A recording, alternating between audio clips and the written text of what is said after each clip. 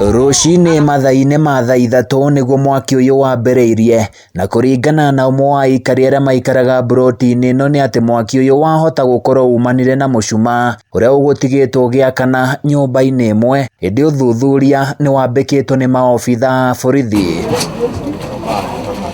Mwaki ũyũ ũrĩa ũtheremire na njĩra nene ndũnahe ene nyũmba ici mweke wa gũthara kĩndũ ona kĩmwe kuma nyũmba-inĩ ciao, kuona ona amwe ao matiuma kuo nĩ magũthiĩte mawĩra-inĩ. Tukĩrire rũcinĩ twathiĩ wĩra, no ndagĩka thutha ithaa rĩmwe twaigua ko nĩ kũrahĩa, twacoka mũciĩ gũtirĩ kĩndũ twathara onakĩ, twakora mwaki nĩ wakanire na nĩ ũcinĩte indo ciothe.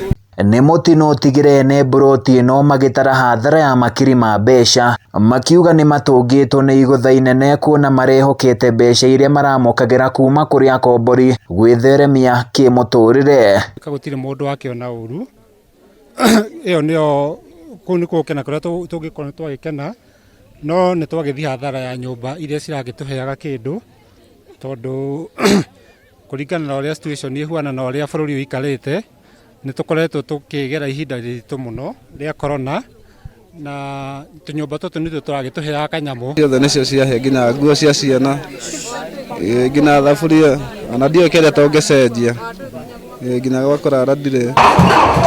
Nĩ kumana na ũguo mũingĩ wa mwena ũyũ ũrĩtio gũkorwo na ũmenyereri mũnene na njĩra ya kũhoria thitima na kwaga gũtiga kĩndũ oro gĩothe kĩrakana matarĩ mĩciĩ nĩguo kũgirĩrĩria mĩtino ta ĩno. Kũrĩ mũndũ ũtigire njiko nĩgetha gĩkũhĩaga, ũkore maũndũ maingĩ mahana gĩthemba kĩu.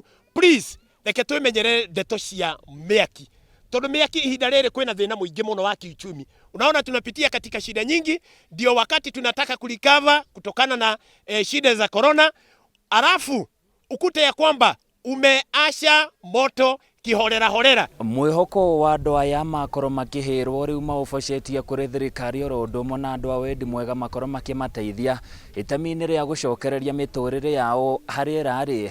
Handũ-inĩ ya Kameme TV kuma itũra-inĩ rĩa Manguo mwena wa Nyahururu thĩinĩ wa kaunti ya Laikipia, niĩ naniĩ njĩtagwo Francis Mwangi wa Wawĩra.